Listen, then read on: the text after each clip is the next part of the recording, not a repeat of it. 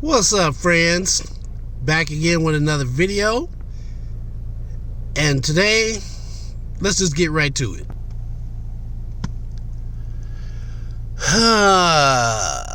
As of March of this year, this vehicle, this Malibu, is 10 years old. That's a long time in car years. See that? We don't need to say no numbers. We just gonna look. There it is. Now, of course, being 10 years old, like any old person, you get knocks, creaks, cracks. So I am going to get this car to last as long as I possibly can. But in order to do that, we gotta take a list, a rundown of what's wrong. So I don't know if you can hear, but the car has a little shake, a little vibration. The idle is just a tad bit low. I got a freaking, what is that? Tire pressure. I've checked my tire pressure. Ain't nothing wrong with it. But for some reason, it's, so I gotta check that out. And the computer says 17.3. Now, a couple of weeks ago, I was at 16.9. Haven't changed the oil. Well, I did change the oil like around April, March, somewhere in there, but it was still low. Only thing I've done recently in the past 2 or 3 weeks is changed my gas. And when I say change my gas, I mean, what I did was I went to top tier gas station, which I'm going to do a video on that. Evidently, not all gas stations are created equal. Top tier gas stations have better gas than the average around the corner from your house gas. So I put like $20 in there one time.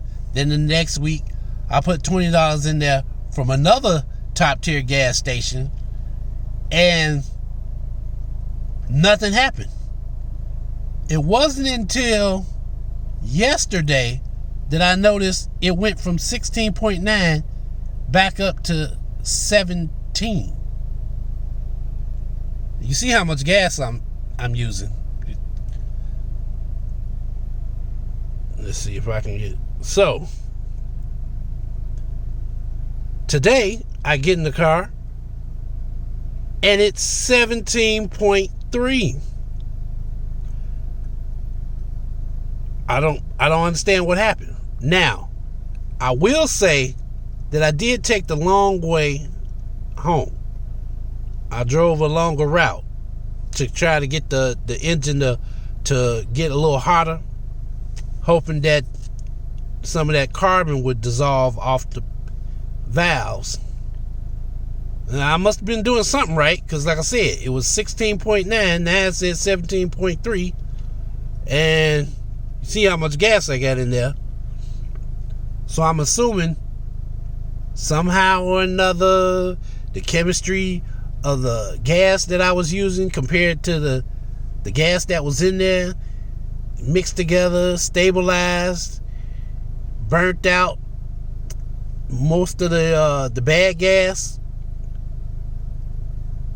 I don't know. I'm not a chemist. I'm just throwing out ideas. All I know is the original MPG for this vehicle is 21, I want to say. 21, 22. The highest I've gotten it up to is 20. I went from 87 to 88 octane, and I dropped in a can of seafoam, which a lot of people say seafoam is garbage, but for what I needed to do, it worked. But I didn't pay attention to the fact that the engine is old and dirty, and you might have to use more than one can. So in the upcoming months, during my scheduled oil change, or right after, I plan to use a fuel additive and see how that works. I've already tried the seafoam. Like I said, I got it up to 20, and that was before I changed my oil and my spark plugs for my tune-up.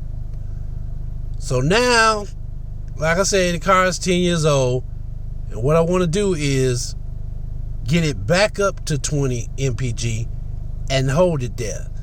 So I'm going to try a different oil. I'm going to try different additives for the fuel, and if that's not good enough, then I'll go back to using the top tier gas. But yeah, that top tier gas that I use, it evidently it works, but everybody might not have the convenience of going to such a gas station. So like I said, I'm gonna do a whole video on that later. So that's basically the rundown. Happy belated birthday to the vehicle. Thanks for hanging in there with me, and I will talk to you guys later.